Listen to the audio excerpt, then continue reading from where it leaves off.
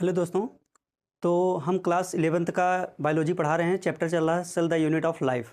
इसमें हम काफ़ी चीज़ पढ़ा चुके हैं, हमारे 5-6 लेक्चर लगभग हो चुके हैं। तो आज का हमारा टॉपिक है सेमी ऑटोनॉमस स्ट्रक्चर। इसके पहले हमें एंडोमेम्ब्रेन सिस्टम के बारे में जितने उसके सेल ऑर्गेनेली प्रेजेंट थे उसमें होते हैं उसको बता दिए थे। आज का है क्या, semi autonomous structure. Semi autonomous structure का मतलब ये होता है कि ऐसे सेल ऑर्गेनेली जिनमें क्या होता है, स्वयं का डीएनए एवं आरएनए, उसके साथ साथ राइबोसोम प्रेजेंट होता है। यानी कि डीएनए कहाँ पाया जाता है, न्यूक्लियस के अंदर, ठीक है। लेकिन ऐसे कुछ सेल ऑर्गेनेल होते हैं जिनका अपना स्वयं का डीएनए होता है, ठीक है। स्वयं का डीएनए होता है, स्वयं का आरएनए होता है और इनका राइबोसोम भी होता है, ठीक। और ये क्या होते हैं, अपने आप ही डिवीजन करते हैं, ठीक है।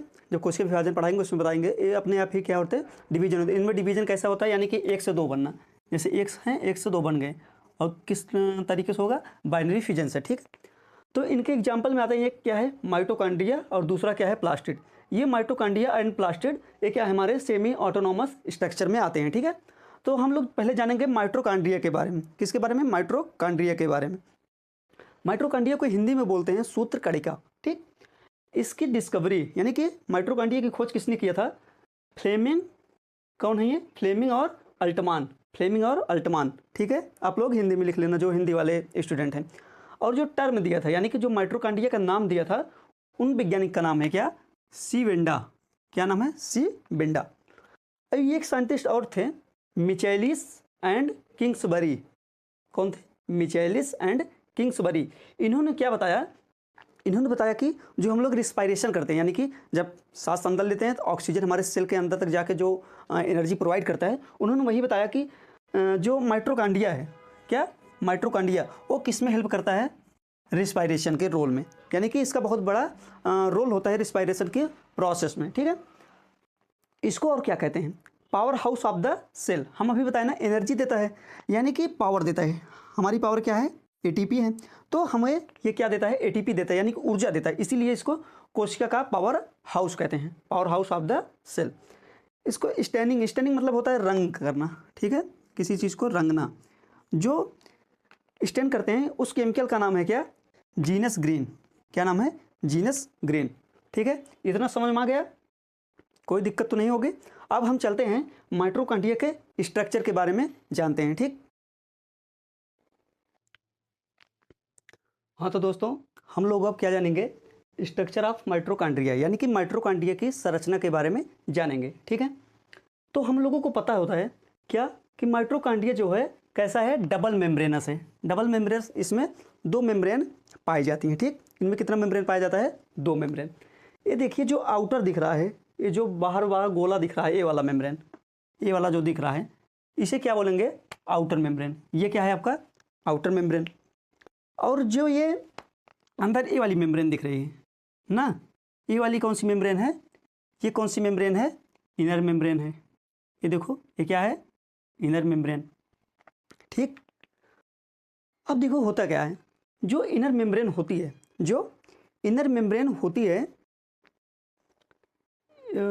ये क्या होती है, अंगुली की तरह ऐसे धस जाती है अंदर की तरफ। जैसे मान के चलिए आप कोई ऐसा पन्नी ले लिए, उसको अंदर की तरफ ऐसे घुसा दिए ने, तो एक ऐसी संरचना बन जा रही है। तो जो ये इनर मेम्ब्रेन है, ये अंगुली की जैसी संरचना में अंदर की तरफ धस जाती है। जो अंदर की तरफ धस कर एक किसका निर्माण करेगी, क्रिस्टी का। किसका निर्माण करेगी, क्रिस्टी का, ठीक। ये करता क्या है, क्रिस्टी क्या करता है,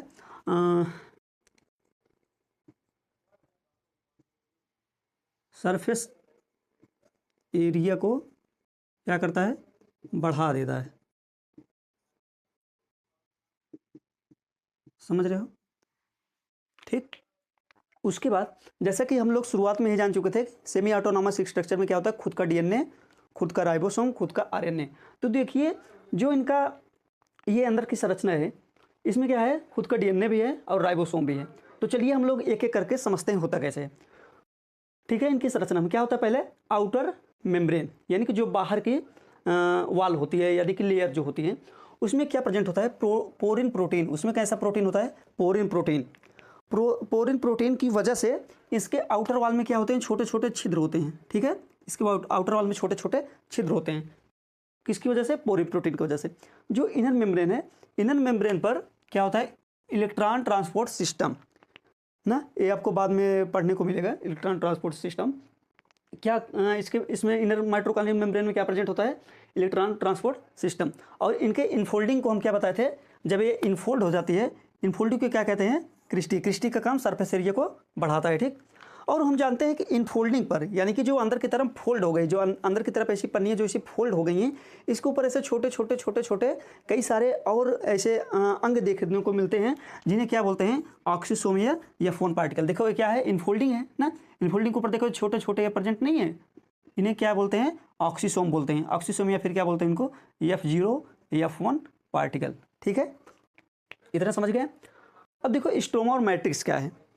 स्ट्रोमा और मैट्रिक्स, ये जो दोनों लेयर हैं, इसमें जो इनर माइटोकॉन्ड्रियल मेम्ब्रेन है, ये क्या करता है? माइटोकॉन्ड्रिया को दो कंपार्ट में डिवाइड कर देता है। यानी कि अगर आप लोग कोई एक बड़ा सा पन्नी, एक गुब्बारा ले लो, उसके अंदर एक और गुब्बारा भर दो, ठीक।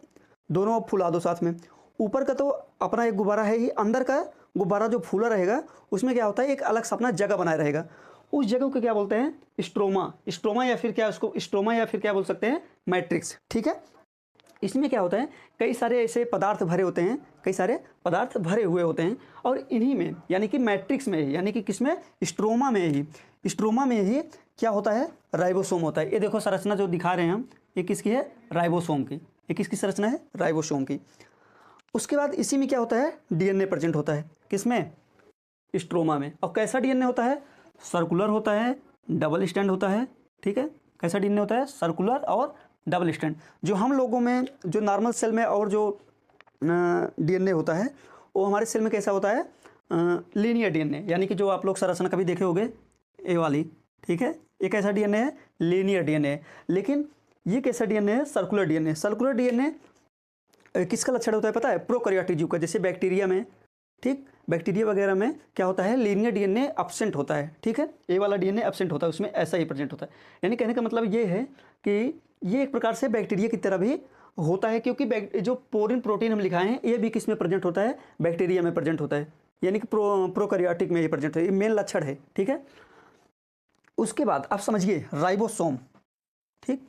राइबोसोम हम आगे लेक्चर में पढ़ाएंगे, लेकिन उसके पहले जान लो जो जंतु कोशिका होती है, यानी कि एनिमल सेल में, उसमें जो राइबोसोम पाया जाता है 55 एस टाइप का पाया जाता है। और उसके बाद जो प्लांट सेल होते हैं, यानी कि पादप कोशिका, उसमें कैसा पाया जाता है? राइबोसोम 70 एस का राइबोसोम पाया जाता है, ठीक है। इतना आप लोग समझ चुके हैं, कोई दिक्कत नहीं है, ठीक। जो भी दिक्कत हो कमेंट करना, हम इसका फिर से शॉर्ट वीडियो या फिर से इसके ऊपर बता देंगे, ठीक है। उसके बाद ये तो आपकी इस संरचना हो गई है, ठीक। अब हम जानेंगे माइटोकॉन्ड्रिया के फंक्शन के बारे में, ठीक है।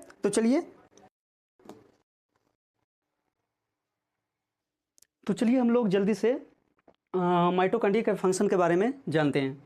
ये क्या है? Site of aerobic respiration. Aerobic मतलब होता है वायवीय। वायवीय श्वसन का मतलब होता है कि जिसमें ऑक्सीजन की आवश्यकता होती है। ऐसी श्वसन जो ऑक्सीजन के प्रेजेंस में हो, जो ऑक्सीजन के एब्सेंट में होगी उसको एनारोबिक बोलते हैं, ठीक है। यानी कि अवायवीय श्वसन, इसको क्या बोलेंगे?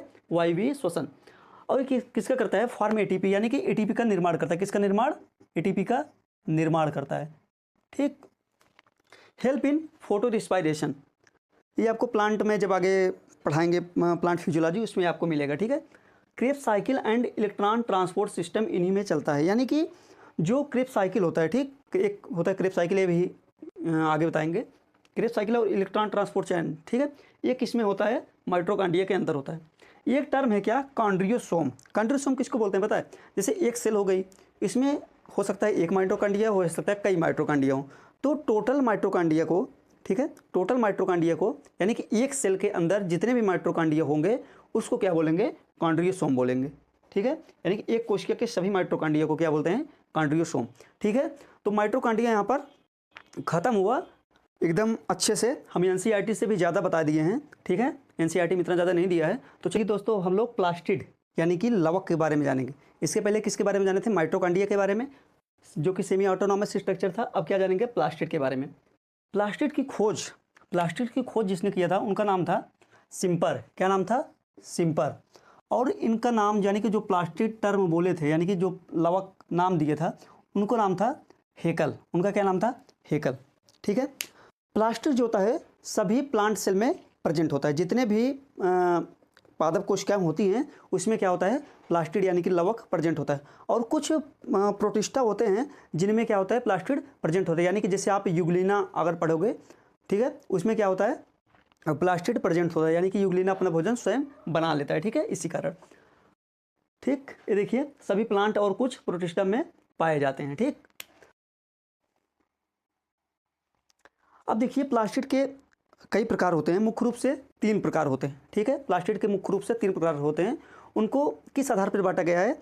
कुछ रंग ऐसे होते हैं, कुछ जिनको बोलते हैं पिगमेंट, कुछ पिगमेंट ऐसे प्रेजेंट होते हैं, किसी में प्रेजेंट होगा, किसी में नहीं होगा, किसी में कुछ अलग कलर का होगा।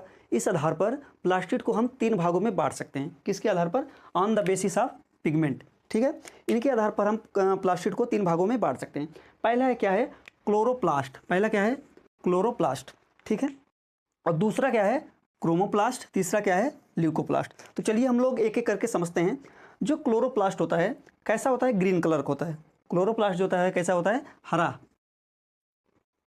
कैसा होता है? हरे रंग का। और ये कंटेन मतलब लिए रहता है। कंटेन क्या लिए रहता है? ये क्लोरोफिल और कैरोटीनॉइड। क्लोरोफिल और कैरोटीनॉइड इसमें क्या होता है? प्रेजेंट होता है। किसमें? क्लोरोप्लास्ट में। ये दोनों जो स्ट्रक्चर है वो ये दोनों जो हम बता दिए हैं, एक क्या है? क्लोरोफिल, दूसरा क्या है? कैरोटीनॉइड। ये क्या करते हैं?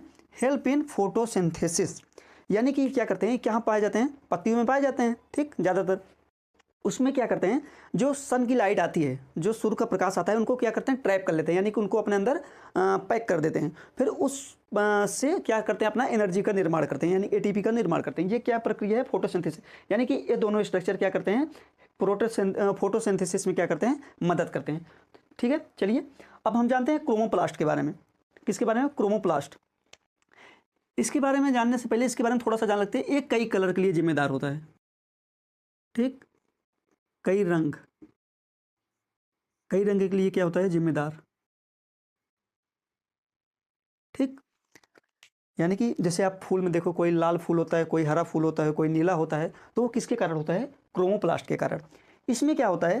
फैट सॉल्युबल कैरोटीनॉइड प्रेजेंट होता है। इसमें जब कैरोटीनॉइड पाया जाता है वो कैसा होता है? फैट में सॉल्युबल होता है, यानी कि जैसे वसा में क्या होगा? घुलनशील होगा। इसमें जो कैरोटीनॉइड प्रेजेंट होते हैं, इसमें जो कैरोटीनॉइड प्रेजेंट होते हैं उनमें 2 पिगमेंट मेन है। क्या ये कहे? क्या? कैरोटीन। एक क्या है? कैरोटीन। दूसरा क्या है? जेंथोफिल। ये 2 प्रकार के पिगमेंट यानी कि 2 प्रकार के रंग किसमें पाए जाते हैं? क्रोमोप्लास्ट में। ठीक है, इतना समझ गए।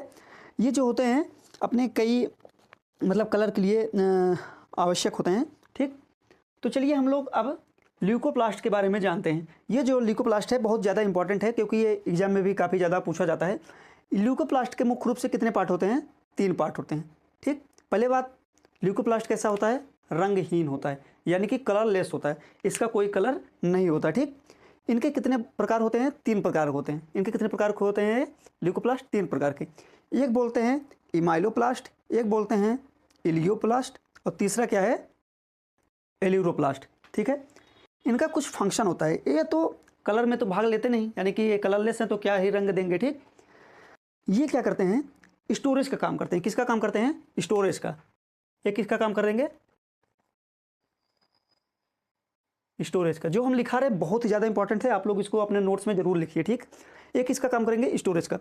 अब देखिए 3 प्रकार के होते हैं। ये क्या है? इमाइलोप्लास्ट।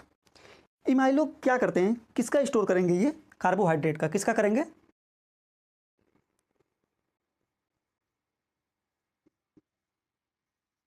कार्बोहाइड्रेट का या कार्बोहाइड्रेट का। ठीक, किसका स्टोर करेंगे? कार्बोहाइड्रेट का क्या करेंगे? स्टोर करेंगे। जो इलायोप्लास्ट है, इलायोप्लास्ट किसका स्टोर करेंगे? पता है? फैट का। किसका? फैट का। फैट मतलब होता है क्या? वसा। और ये क्या है? इल्यूरोप्लास्ट। इल्यूरोप्लास्ट किसका स्टोर करेंगे? प्रोटीन को। किसको? प्रोटीन को। ठीक है, समझ गए इतना? प्लास्टिड पूरा ये आपका इतना कंप्लीट हुआ। लेकिन अभी इसके बारे में और थोड़ा फंक्शन वगैरह के बारे में बता देते हैं। तो इसको एक बार आप नोट करिए, इसको हम रिमूव करेंगे। ठीक, और जो बता रहे हैं पूरा अच्छे से नोट्स प्रिपेयर करिए।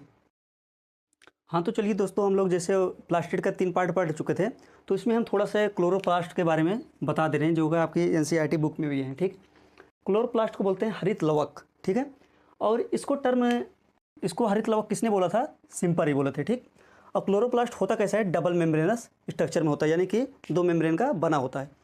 इसको बोलते क्या है? एक kitchen of green plant. Kitchen मतलब खाना, जहाँ पर खाना बनता है उसको किचन बोलते हैं। यानी कि पौधों में खाना कहाँ बनेगा?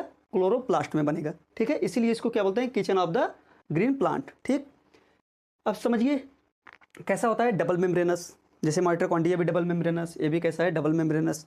इसमें क्या है? आउटर मेम्ब्रेन में क्या है? पोरिन प्रोटीन है। जैसे माइटोकॉन्ड्रिया में भी पोरिन प्रोटीन था, इसमें भी आउटर में क्या है? पोरिन प्रोटीन है। ठीक, उसके बाद जो ये अंदर का स्पेस दिख रहा है, ठीक, जो ये अंदर का पूरा खाली जगह दिख रहा है, यानी कि इसमें क्या भरे होते हैं? कुछ ऐसे पदार्थ भरे होते हैं, ठीक है, लिक्विड की तरह, जिन्हें बोलते हैं क्या? स्ट्रोमा। जिन्हें क्या बोलते हैं? स्ट्रोमा। स्ट्रोमा क्या है? Inner space. क्या है? Inner space. यानी कि जो इनर क्लोरोप्लास्ट की मेम्ब्रेन है, जो इसके अंदर जितनी भी जगह है, क्या है? पूरा स्ट्रोमा। ठीक है, क्या है? स्ट्रोमा। अब ये क्या होता है? थाइलेकॉइड। तो चलिए समझते हैं। ये जैसी जो सिक्के की जैसी संरचना दिख रही है ना, 1 2 3 4 ऐसे कई सारे रहते हैं। जो एक संरचना है, ये एक संरचना क्या है? वो थाइलेकॉइड है। एक संरचना क्या है? थाइलेकॉइड है। यानी कि ये पूरा क्या है? एक थाइलेकॉइड।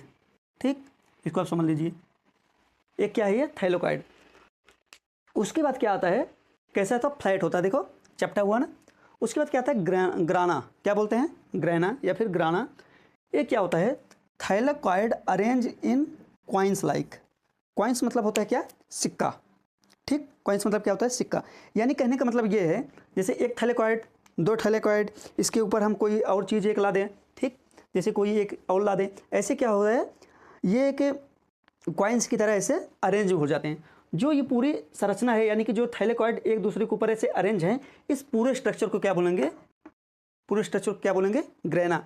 यानी कि ग्रेना की यूनिट क्या है? यूनिट क्या है ग्रेना की? थाइलेकॉइड है। क्या है? थाइलेकॉइड्स। ग्रेना की यूनिट क्या है? थाइलेकॉइड। उसके बाद क्या आता है? Stromal lamellae. ये आपका थाइलेकॉइड, ये पूरा स्ट्रक्चर जो अरेंज है, इसको क्या बोलेंगे? ग्रेना। अब ये देखिए, एक स्ट्रक्चर ये है जो बीच में इस ग्रेना को इस वाले ग्रेना से जोड़ रहा है। यानी कि या फिर बोल सकते हो एक थाइलेकॉइड या थाइलेकॉइड को दूसरे थाइलेकॉइड से क्या करता है? जोड़ रहा है। इसको क्या बोलते हैं? Stromal lamellae. इसको क्या बोलेंगे? Stromal lamellae. ठीक है, connect thylakoid of different grana. यानी कि कई सारे ग्रेना पाए जाते हैं, उसको क्या करते हैं? आपस में जोड़ते हैं। ठीक, इतना तो समझ लिए। तो चलिए अब हम लोग क्वांटासोम के बारे में जानते हैं। उस वाले हमें अब जगह ना बची थी, इसीलिए हम इसमें बता दे रहे हैं। तो क्वांटासोम की जो खोज किए थे, उनका नाम क्या नाम था? Park and begins. उनका नाम क्या था? Park and begins. ठीक, ये क्या होते हैं? फोटोसिंथेटिक यूनिट होते हैं। जैसे क्वेश्चन में आ गया, ग्राना की यूनिट क्या है? थाइलेकॉइड बताओगे, लेकिन फोटोसिंथेटिक यूनिट क्या है? क्या बताओगे आप? क्वांटासोम। क्वांटासोम देखो होता कैसा है, जैसे एक थाइलेकॉइड हो गया, ठीक, इसी के ऊपर ऐसे कई सारे क्वांटासोम क्या होते हैं? प्रेजेंट होते हैं। जो गोला जैसे संरचना दिख रहा है, ये क्या है? आपका क्वांटासोम है।